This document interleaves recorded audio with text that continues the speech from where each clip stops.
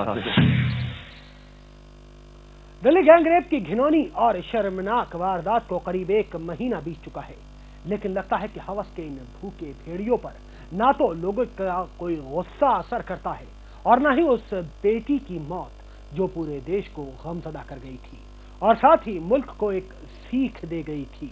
देश तो जागा, कुछ दरिंदे मगर अब भी हैवानियत की गोद में सोए हुए हैं। कानपुर में छेड़छाड़ और दुष्कर्म की वारदातें थमने का नाम नहीं ले रही हैं। पिछले महीने से अब तक 2 दर्जन से ज्यादा छेड़छाड़ और रेप की संगीन वारदातें अंजाम दी जा चुकी हैं। इसी कड़ी में एक और शर्मनाक वारदात ने फिर से कानपुर जिले को शर्मसार होने पर मजबूर कर दिया, जहां एक नाबालिग के साथ दुष्कर्म की सनसनीखेज वारदात पेश आई है। बताया जा रहा है कि सीसामऊ थाना क्षेत्र के चंद्रनगर में अनिल मिश्रा नाम के एक शख्स ने अपने ही पड़ोस में रहने वाली एक 16 साल की किशोरी को अपनी हवस का शिकार बना डाला। हमेशा नशे के आगोश में रहने वाले अनिल ने इस नाबालिग लड़की को किसी काम से अपने घर बुलाया और फिर उसके साथ किया दुष्कर्म। इन्हीं ने बुलाया था हमको घर में। कौन है? नाम बताओ। मुन्ना। हाँ, फिर किस बारे में बुलाया? क्या गेहूँ रखने के लिए। गेहूँ धोने के लिए इन्होंने कहा कि मेरे घर में आ जाओ।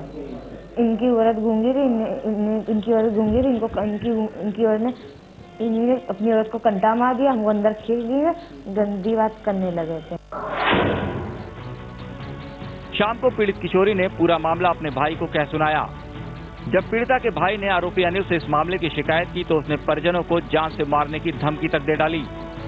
पीड़िता के भाई ने पास के पुलिस थाने में आरोपी के खिलाफ तहरीर दी, जिस पर पुलिस ने फौरन कार्रवाई करते हुए अनिल को हिरासत में ले लिया और पीड़ित लड़की को मेडिकल के लिए भेज दिया।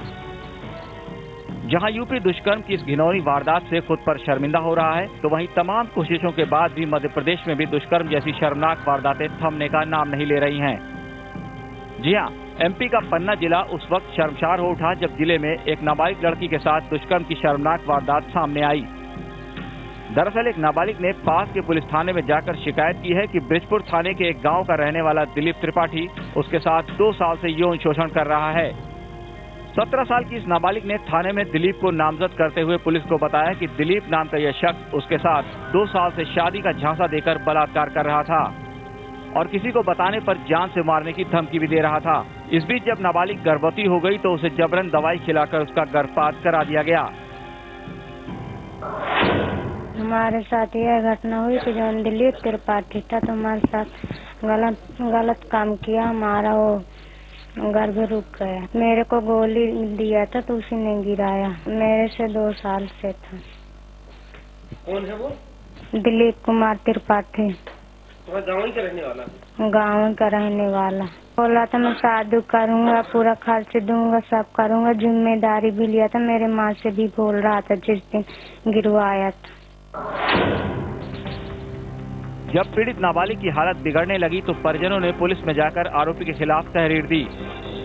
पीड़िता के परिजन अब आरोपी अनिल के खिलाफ सख्त सजा की मांग कर रहे हैं।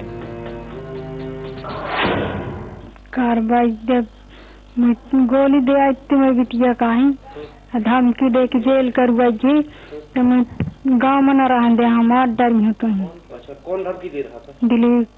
फिर क्या किया तुमने? फिर हमने जब वो गिर गया था तो उसकी तबीयत न चला, फिर वो आज रिपोर्ट लिखा है। पुलिस ने आरोपी को हिरासत में लेकर उस पर आईपीसी की धारा 376 और 506(b) समेत बाकी धाराएं लगाकर मामला दर्ज कर लिया है।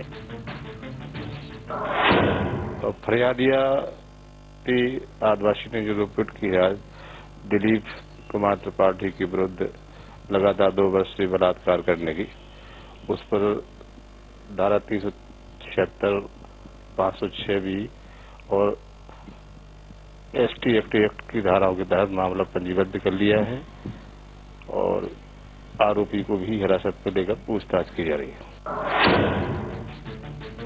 दिल्ली की गैंगरेप की शर्मनाक वारदात से सबक न लेते हुए ये दरिंदे अब भी महिलाओं और लड़कियों के लिए सुरक्षा के लिहाज से चिंता का सबब बन रहे हैं, जो एक बड़ा सवाल है। कानपुर से अमरीश त्रिपाठी के साथ MP के पन्ना से न्यूज टाइम के लिए नईम खान की रिपोर्ट।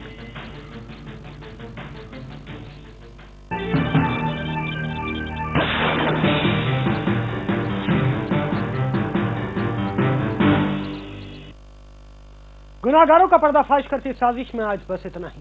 फिर हाजिर होंगे कुछ और सफेद पोशों को बेनकाब करने के लिए। तब तक के लिए हमें दीजिए इजाजत। शब बखैर।